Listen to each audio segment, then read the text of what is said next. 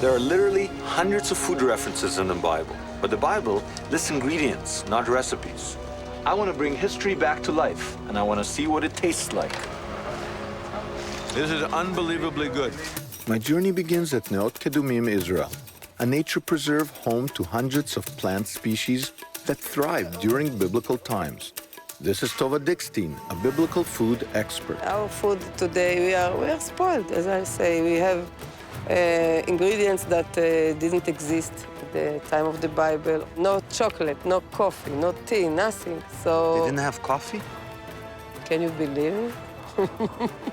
Tova is applying her knowledge of botany to years of biblical study.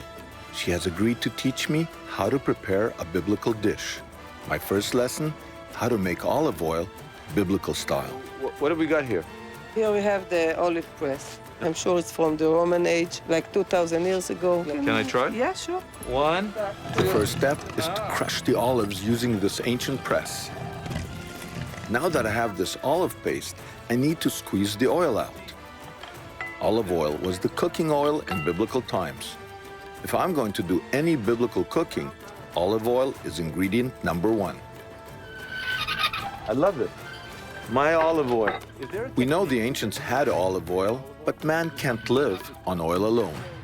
So I decided to check with Amnon Bentor at the biblical city of Hatzor to see what else the ancients ate. Incredibly, he has discovered actual food remains. These are storage houses. So what kind of food did you find here? Chita, or wheat. Wheat. So this was basically for storing You wheat? see, we have nearly 100 kilos of it. It's quite a lot. Really? Yeah. Wheat was the gourmet grain of the ancient world, and from the book of Genesis to the book of Revelations, it is constantly praised. But what else can Hatzor tell us about biblical food? We are standing in a 2,800-year-old kitchen, right? Exactly. What we have here is a cooking corner. You see two ovens. They originally were much higher, something like this. They're made of clay, as you can see very well. Usually they made pita bread. Did you find any evidence of the kind of food that was cooked here? Oh yes, a lot of birds. Birds? Definitely, they ate geese and birds like this. A lot of sheep and goat, some cattle. Can you show me the bones? Palace? Yes, I can show you the bones. Okay, look, you want bones? Here you have bones. Where? All these are bones. You want this one? Whoa, Look at this. Here is a horn, I think. It's a horn, wow. Can I touch it? You can touch anything you like. Does this look like a chicken bone to you? So from the findings in Hatzor, we can tell that the ancients ate wheat and different types of animals. We know from the Bible that cattle were valuable for their production of milk, and their consumption was usually limited to religious holidays. Archeology shows us that biblical cows were much smaller than today's cows. Apparently, some of these creatures still exist. So I'm going to try and find some. I'm looking for biblical cows. I think these are the types that actually charge you. He's got big horns. The truth is, those are not biblical cows. They're too big. And that's an interesting thing, archaeologically speaking. You look at bones, and you figure out how big were they. They couldn't have been big like these kind of Texas-looking cows. It seems that there's only about 100 of those biblical cows left. It's a species that's almost extinct. We found the cows. These are biblical cows. They don't look like other cows, really, actually. There's only 100 of these cows left in the world. To learn more about what the ancients ate, I'm going to the mountain fortress of Masada. Guy Stiebel has uncovered some really interesting food remains. Masada was built by King Herod the Great as a refuge in case of rebellion. It's both a lavish palace and a formidable fortress. Here, Herod's regal appetite is well represented. You've got the fish sauce from south of Spain, you've got wine produced in south of Italy, apples from a place called Comé. So he's sitting there in the middle of the desert. He's having apples from northern Italy, wine from southern Italy. I mean, this is a discerning palate. It's good to be king.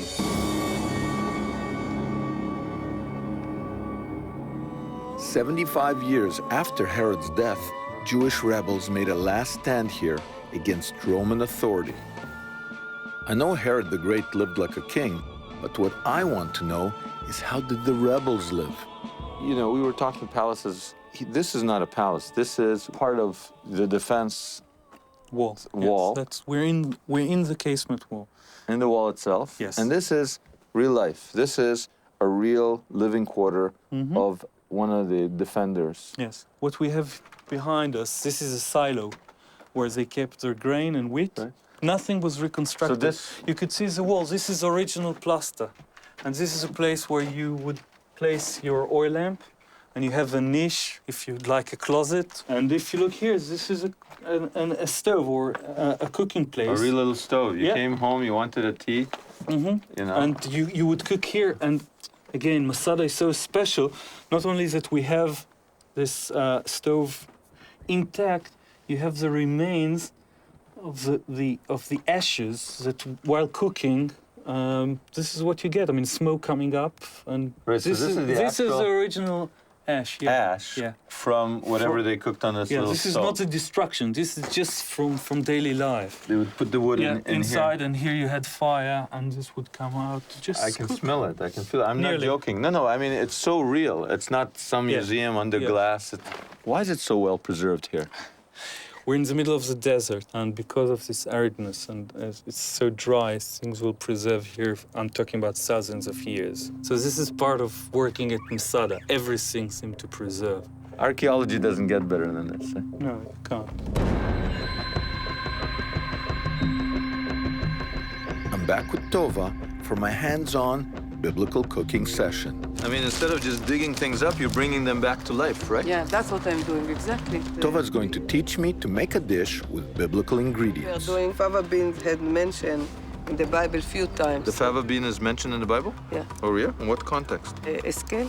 Ezekiel, really? He ate fava beans? Yeah, he ate fava beans, wheat, barley. The Bible tells us that God commanded Ezekiel to lay upon one side for over a year so he can atone the sins of his people.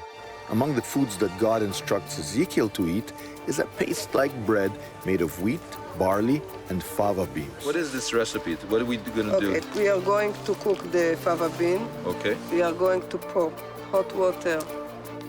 This hummus-like dish is made with fava beans, bulgur, garlic, mint, and of course, olive oil. Wait. This is the olive oil. The olive oil I made? Yeah, I can get into this biblical cooking.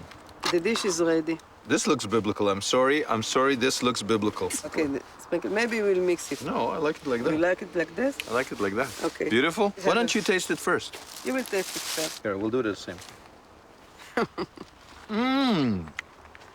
It's delicious. What you've done is detective work, taken Yeah. Aramaic sources, Roman sources, biblical sources, rabbinic sources, and you've brought to life dishes that haven't been made in this way for 2,000 years. That's right. Now that we've made history, Tova is going to share one last recipe she's uncovered from the In Bible. the book Song of Songs as a food for the young in-love girl. She asked for ashishot, the girl in the Song of Songs. But nobody knows what's an ashishot, Exactly. right? You figured out what the ashishot were? Yeah.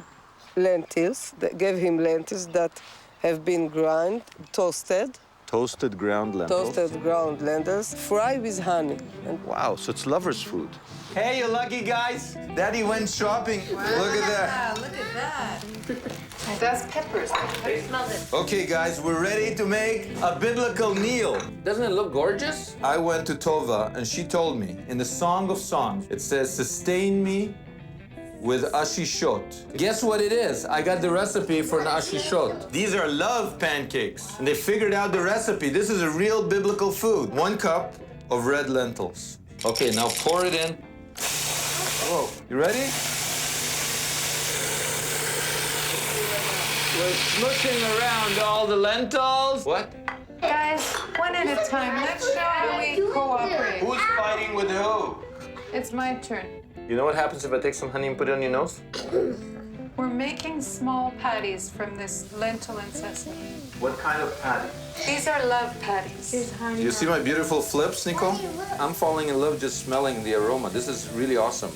Okay, this one's getting burned. Oh, they're alive.